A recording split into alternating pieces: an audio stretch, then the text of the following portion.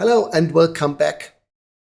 Today's video is about the 3 new functions in Sony Wireless Studio and in the latest firmware for DWR-R03D.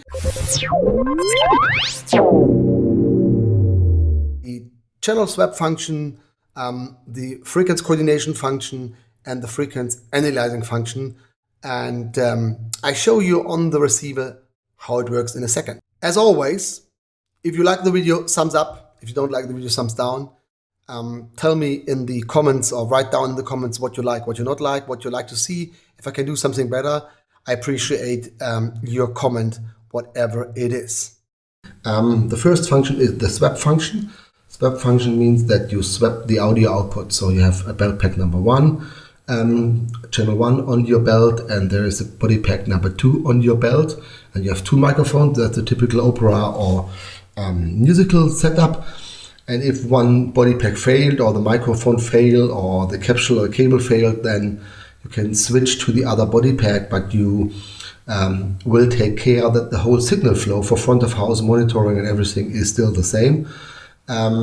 So you swap the outputs. That's very simple. You go to utility, go down to a new sub-menu point, which is redundancy, press the button, go output swap, switch it on, and it's now switched on. And if you want to change the outputs, then you press these 2 buttons together. So press the jog dials together, and then you see this is now output number 2 and this is now output number 1. So it has swapped. Yeah, very easy to understand.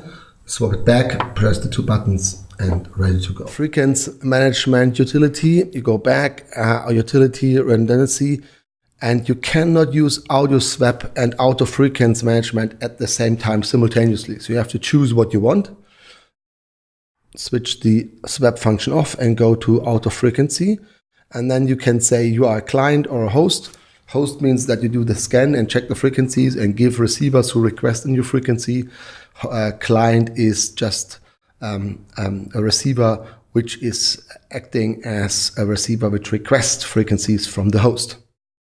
I will go to host, start a scan, and I've chosen group D7 here. So it will only scan frequencies in group D7. That makes sense to check the frequencies in a way that you only choose the frequency which are compatible to each other. It does not make sense that you swap to frequencies which have only 25 or 50 or 100 kilohertz spacing between. So choose one of the groups and then say yes.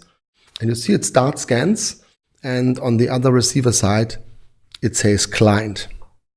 You see it's 3321. And the body pack here above, which is the BO1N, is 3317. Is this one here.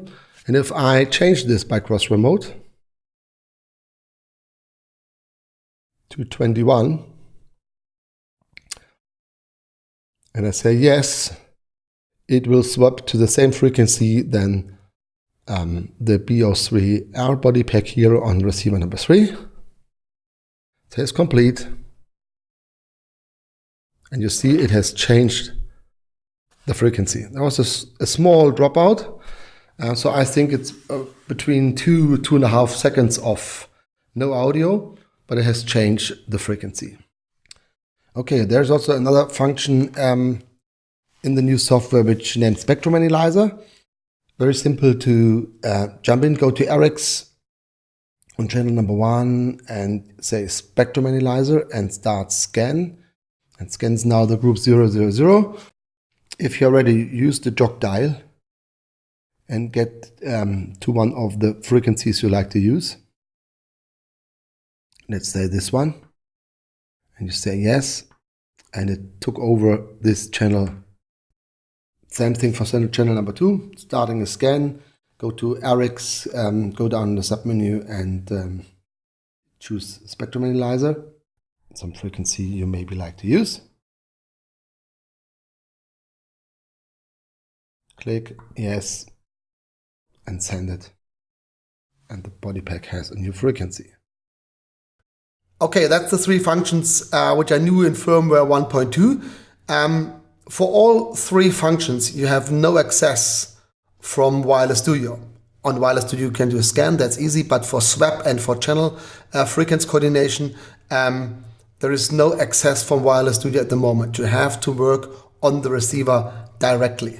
And the original idea was that the receiver can do a scan and build up a frequency list with backup frequencies, and then both channels of the host receiver could be used as normal channels. I couldn't find in the short time I had these second functions. I didn't know if it's really in or not. I have to read the manual, by the way, which maybe is explain it. But I will do another video if my receiver is back from the next demo, and then hopefully I found this and I can explain it to you. Thanks for watching.